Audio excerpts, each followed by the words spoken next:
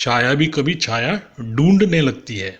गर्मी के महीनों में दोपहर की धूप इतनी तेज सिर पर आने लगती है। गर्मी के महीनों में दोपहर की धूप इतनी तेज सिर पर आने लगती है।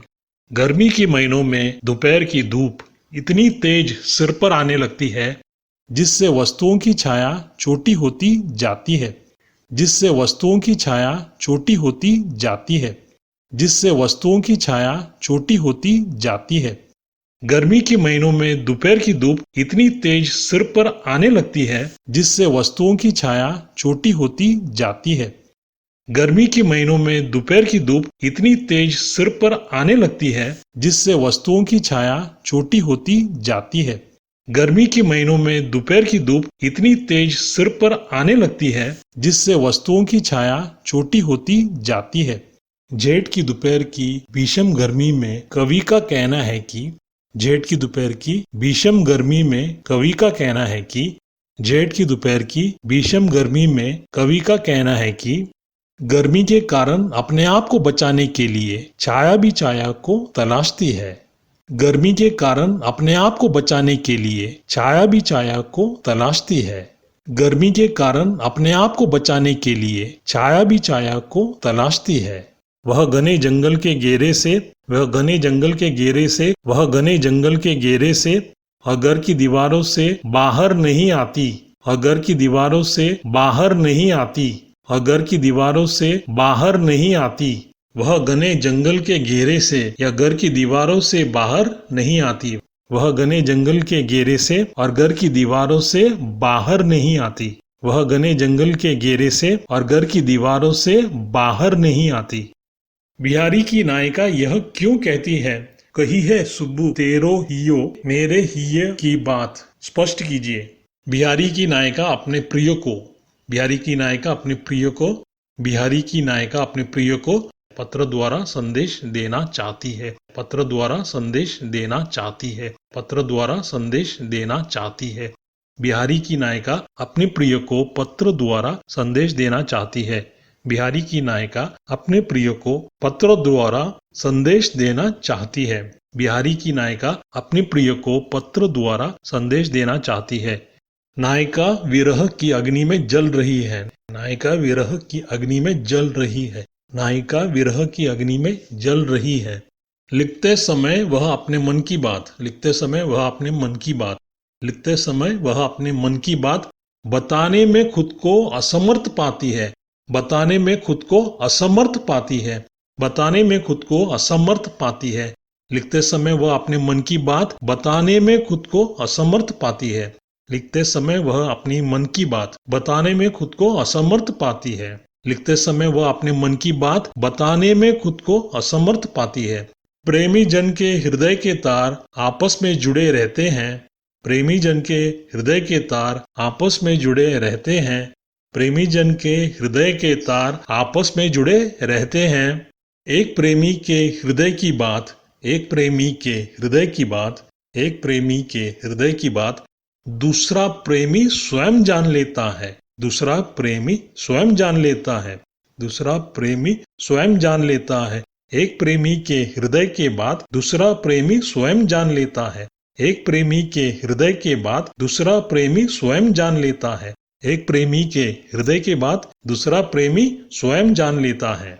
उनके बीच संवाद की स्थिति ना होने पर भी उनके बीच संवाद की स्थिति ना होने पर भी उनके बीच संवाद की स्थिति ना होने पर भी दोनों की बात स्वयं हो जाती है।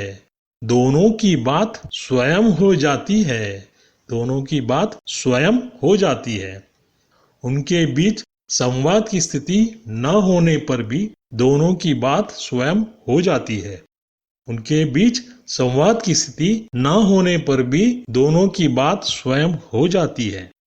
उनके बीच संवाद की स्थिति न होने पर भी दोनों की बात स्वयं हो जाती है। कुछ कहने सुनने की जरूरत नहीं रह जाती। कुछ कहने सुनने की जरूरत नहीं रह जाती। कुछ कहने सुनने की जरूरत नहीं रह जाती। इसलिए बिहारी की नायिका ऐसा कहती है। इसलिए बिहारी की नायिका ऐसा कहती है। इसलिए बिहारी की नायिका ऐसा कहती है। सच्चे मन में राम बसते हैं। दोहे के संदर्भ अनुसार स्पष्ट कीजिए। कवि कहते हैं कि ऊपरी दिखावा और बनावट की भक्ति से कवि कहते हैं कि ऊपरी दिखावा और बनावट की भक्ति से कवि कहते हैं कि ऊपरी दिखावा और बनावट की भक्ति से ईश्वर प्रसन्न नहीं हो सकते। ईश्वर प्रसन्न नहीं हो सकते। ईश्वर प्रसन्न नहीं हो सकते। कवि कहते हैं कि ऊपरी दिखावा और बनावट की भक्ति से ईश्वर प्रसन्न नहीं हो सकते। कवि कहते हैं कि ऊपरी दिखावा और बनावट की भक्ति से ईश्वर प्रसन्न नहीं हो सकते।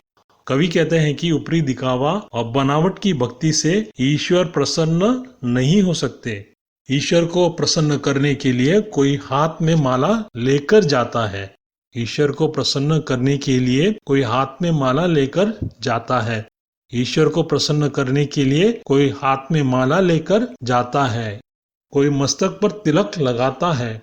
कोई मस्तक पर तिलक लगाता है। कोई मस्तक पर तिलक लगाता है।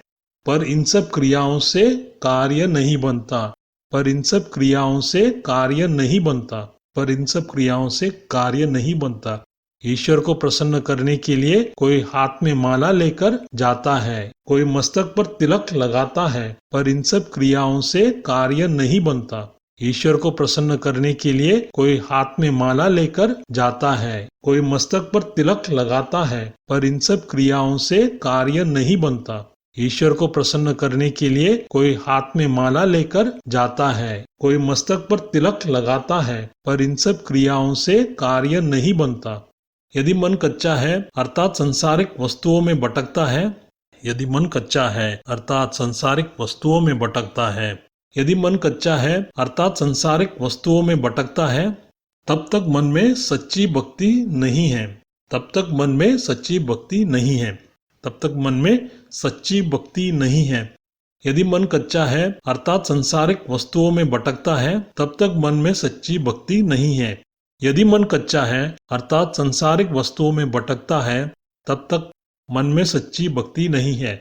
यदि मन कच्चा है अर्थात संसारिक वस्तुओं में भटकता है, तब तक मन में सच्ची भक्ति नहीं है। राम तो सच्चे हृदय से की गई भक्ति से ही प्रसन्न होते हैं। राम तो सच्चे हृदय से की गई भक्ति से ही प्रसन्न होते हैं। राम तो सच्चे हृदय से की गई भक्ति से ही प्रसन्न होते हैं। गोपियां श्री कृष्ण के बांसुरी क्यों छुपा लेती है? श्री कृष्ण को अपनी बांसुरी बहुत प्रिय है। श्री कृष्ण को अपनी बांसुरी बहुत प्रिय है। श्री कृष्ण को अपनी बांसुरी बहुत प्रिय है। वे उसे बजाते ही रहते हैं। वे उसे बजाते ही रहते हैं। वे उसे बजाते ही रहते हैं। गोपियां कृष्ण से बातें करना चाहती है। गोपियां कृष्ण से बातें करना चाहती है। गोपियां कृष्ण से बातें करना चाहती है। वे उनका ध्यान अपनी ओर आकर्षित करने के लिए वे उनका ध्यान अपनी ओर आकर्षित करने के लिए वे उनका ध्यान अपनी ओर आकर्षित करने के लिए मुरली छिपा देती है। मुरली छिपा देती है। मुरली छिपा देती है। वे उनका ध्यान अपनी ओर आकर्षित करने के लिए मुरली छिपा देती है। वे उनका ध्यान अपनी ओर आकर्षित करने के लिए मुरली छिपा देती है।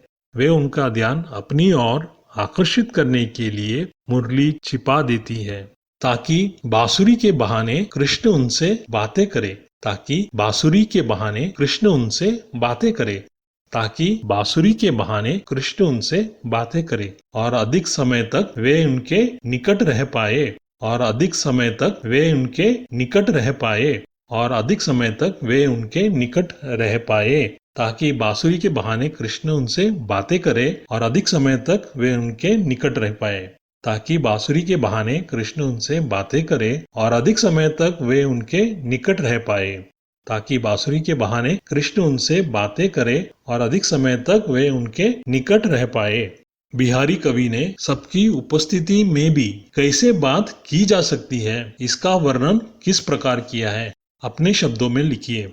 बिहारी ने बताया कि घर में सबकी उपस्थिति में बिहारी ने बताया कि घर में सबकी उपस्थिति में बिहारी ने बताया कि घर में सबकी उपस्थिति में नायक और नायिका इशारों में अपने मन की बात करते हैं। नायक और नायिका इशारों में अपने मन की बात करते हैं। नायक और नायिका इशारों में अपने मन की बात करते हैं। बिहारी ने बताया है कि घर में सबकी उपस्थिति में नायक और नायिका इशारों में अपने मन की बात करते हैं। बिहारी ने बताया है कि घर में सबकी उपस्थिति में नायक और नायिका इशारों में अपने मन की बात करते हैं। बिहारी ने बताया है कि घर में सबकी उपस्थिति में नायक और नायिका इशारों में अपने मन की बात करते हैं। नायक ने नायिका को इशारा करके नायक ने नायिका को इशारा करके नायक ने नायिका को इशारा करके बाहर आकर मिलने का संकेत करता है। बाहर आकर मिलने का संकेत करता है।